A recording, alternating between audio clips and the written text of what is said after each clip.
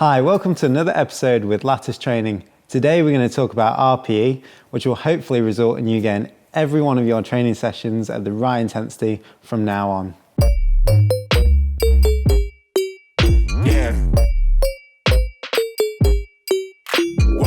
So what is RPE? RPE stands for Rate of Perceived Exertion or Effort. What it does is provides a scale, usually from 1 to 10, and that's going to go from really, really easy to really, really hard, which is absolutely maximal. This is a great scale to use in any of your training or any exercises so that you can make sure that you get the intensity right, because a lot of training relies on getting the intensity of each of the exercises correct so the right stimulus is being given to your body. So what are the benefits of using this scale? Well, one, each of your sessions can be based on your current energy levels. Because it's based on your perception of effort, that might change day to day depending on how much work and how much energy you have. So you can change the amount of weight used or the difficulty of climbing based on how you feel that day, which means you're adapting the training to your body and your needs. The second reason is the fact that you can change the exercises depending on your particular strengths and weaknesses. You might find one type of exercise much harder than another compared to your peers. So for me, I might find endurance climbing quite difficult. So if I was just to base it on recommendations of grades to be used or the weights that I need to use for that exercise, I might find it particularly hard and it becomes an intensity which is a little too hard for the stimulus I'm trying to achieve. Using the RPE scale means that I can bring that back a little bit and still keep it within the right intensity level because it's based on my perception of effort. The third reason this scale is particularly useful is because you don't need to complete maximal testing before starting your training. If you've had some time off or you're new to an exercise, then this is a really good way to start training without having to go to the maximal at the beginning and then work out and calculate what level you need to train at afterwards. For example, if I'm trying to operate at 5 out of 10 perception of effort, all I need to know that it's about half of my maximum.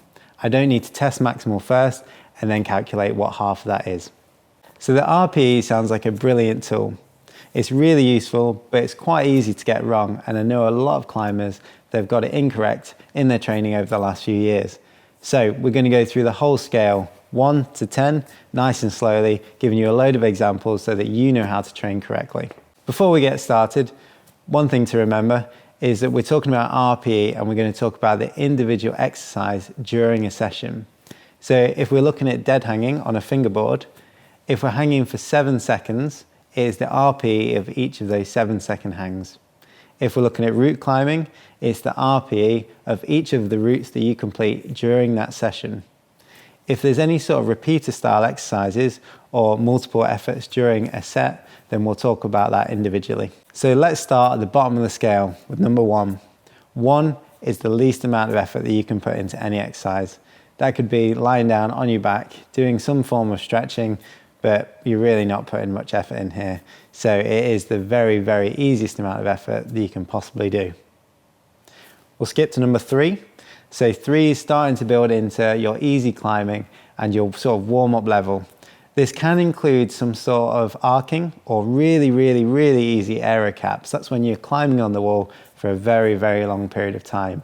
But once again, the intensity must be super easy. This is 3 out of 10, so it's got to be easy. In terms of conditioning, we're looking at sort of mobility exercises and anything where you're starting to build up during your warm-up to doing a particular exercise at higher intensity later on. So halfway up the scale, we've got 5 out of 10. This is when we're really starting to build into a lot of our mileage style of training. So for bouldering, that might be going around the wall and doing lots and lots of easy climbs. This is going to be below flash level, and this is going to be something you can sustain for quite a long period of time. If you're trying to build up your endurance, this will be where aero cap really kicks in, and you're starting to include this in interval style training, but also when you're still on the wall for a long period of time, but you're building a gradual bit of pump up throughout the session. If we're doing conditioning, 5 out of 10 is halfway through your maximum. So if you know the weights that you're using, then this is going to be about half the maximum effort that you can use, so half the maximum load that you can use. And once again, you can judge this based on how you feel, but 5 out of 10, I can guarantee most people here will get that wrong. So try and side on the air of caution and make sure that you're making it a little bit easier than you might want to. Usually 4 to 6 out of 10, that sort of scale is where most people start to make things a little bit too hard. So if you're in that range, make it a tiny bit easier and play it safe. Now we're going to skip to 7 out of 10. This is where a lot of people spend their training time, so this one's really important. 7 out of 10 corresponds usually with your flash boulder grade, and it's usually around 6 to 7 out of 10 when it's unknown. So it'll feel quite hard when you're flashing it, but once you know that problem and you know the movements involved, you can repeat it and it feels relatively steady.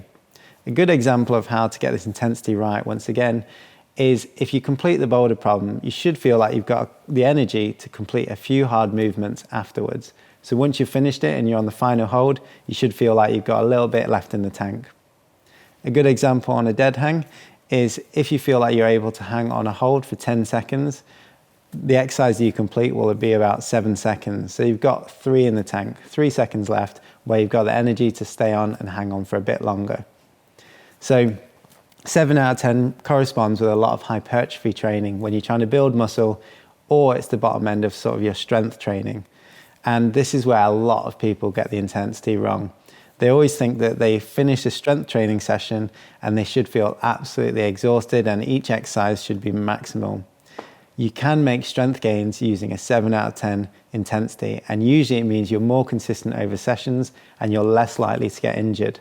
So doing these boulder problems or doing the style of training that you want to using a 7 out of 10 intensity, finish each of the exercises with the energy to complete a few more reps. So now we're moving on to the business end of the RPE scale. We'll go one step at a time and move to 8 out of 10. 8 out of 10 is where the intensity is pretty high now and where a lot of strength and maximal training takes place. The reason why I say that a lot of maximal training takes place here is because in training, a lot of the time we don't want to be going to 10 out of 10. 10 out of 10 needs to be saved for that absolute maximal effort. And if you did that in every session, first of all, you'll feel extremely fatigued and most likely you'll increase the risk of injury. 8 out of 10 or 80% of your maximal effort is usually where we see a lot of strength training or strength adaptations taking place and where a lot of sort of power endurance takes place. So it's going to be really hard to complete, but you have quite a high success rate. A good example would be if I was trying to complete an 8 out of 10 boulder problem throughout a session or a set of boulder problems that are equivalent to 8 out of 10. At the beginning, I'll find them okay to repeat, but as I try to repeat the climbing, I'll start to fail more and more towards the end of the actual problem itself. So the first time I climb it, I might find it relatively steady, but I'm still trying quite hard. The second time, I'll scrape through, and the third time, perhaps I'll also scrape through to the final hold. But because the intensity is high, it's 8 out of 10, if I'm trying to repeat it any more, then I should start failing at some point during the climbing.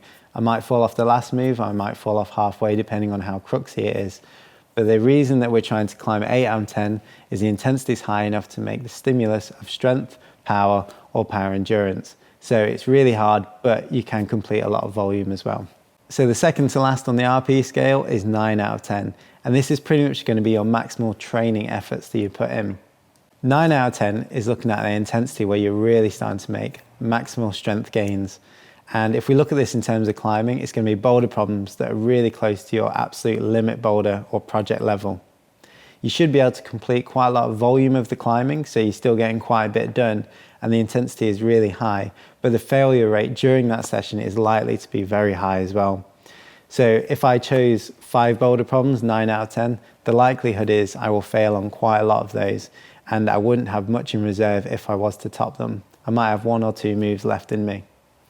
If I was looking at fingerboarding, 9 out of 10, once again, I'm really going to be glad to finish that session because it's going to be really intense and I'm only going to be able to sustain that 9 out of 10 intensity for a few reps. If I was going to start trying to complete more and more of those, the likelihood is I'm going to start to fail and I won't be able to complete the amount of time that I've decided to hang for.